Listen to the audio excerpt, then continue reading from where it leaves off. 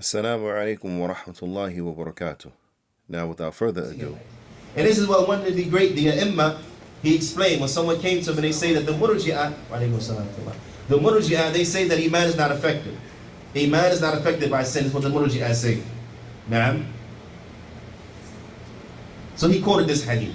He said, the Prophet ﷺ said, cursing a Muslim, verbally abusing a Muslim, this is fusul. And killing him is kufr.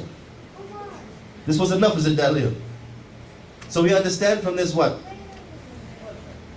That one, Iman is not one thing. It's not just one thing. That it's of levels.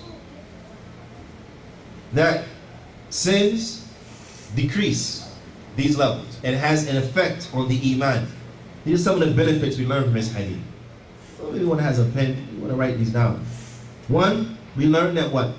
That Iman is of levels. Now, we understand that it's of levels. It's not just one thing, but it's of levels. And that sins affect it. Sins affect the Iman. Meaning they decrease it.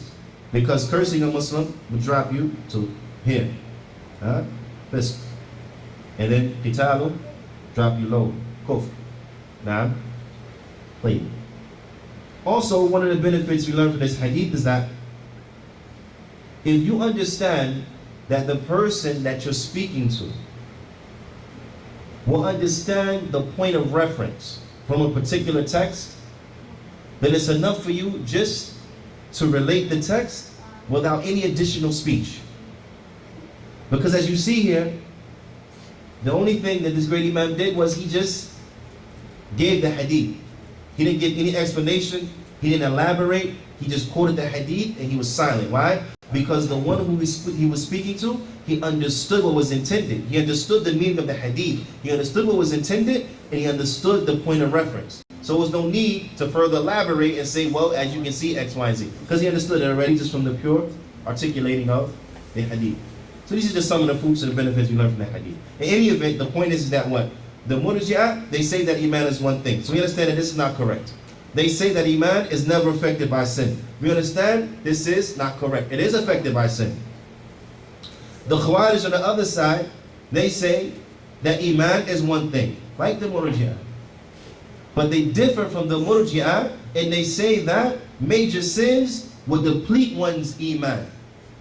Okay? Because the Murji'ah, they say Iman is not affected. The Khawarij say, no, it is affected, but if you do a major sin, it's depleted automatically. If you do a major sin, it's gone. This is what the Khawarij say. Now, so if a Muslim, for example, drinks khamr, now, with the Khawarij, he's a kafir. You understand? If a Muslim, for example, fornicates, with the Khawarij, he's a kafir. Well then, now we know this is dalal. We know this is astray. Why? Because we understand that the committing of major sins does not render one to be a kafir. As it comes in the hadith, where that companion, he had an issue. Because of, jahiliyyah and things like this, he had an issue. And that issue was in drinking. Now, so when the other companions, they were reprimanding him. And they were being very strong in the reprimanding of him. The Prophet ﷺ said, do not help shaitan. لا تعينوا الشيطان على أخيه. Do not help shaitan against your brother. فإنه يحب الله ورسوله.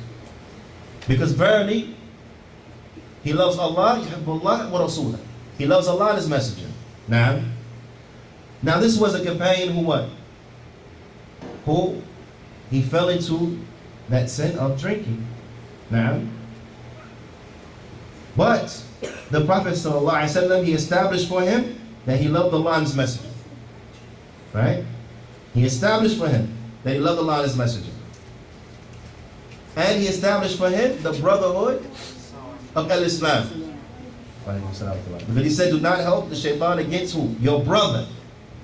وَإِنَّمَا مُؤْمِنُونَ إِخْوَةً. Verily, the believers are brothers. Now, so the Prophet ﷺ established for him al-ukhuwa al-imaniyya, that he was a brother by deen. So a brother by deen, one who loves Allah and His Messenger, equals what? A Muslim. A Muslim.